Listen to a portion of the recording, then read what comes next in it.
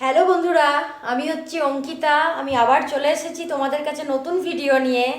অনুভূতিতে অঙ্কিতা চ্যানেলে তোমাদের সবাইকে স্বাগত।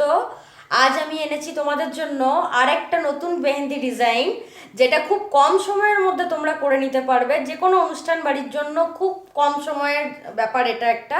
তো তোমরা ট্রাই করো, করে আমাকে কমেন্টের মাধ্যমে অবশ্যই বলবে তোমাদের কেমন লাগলো। আর চলো তাহলে একবার দেখে নিই আজকের ভিডিওটা।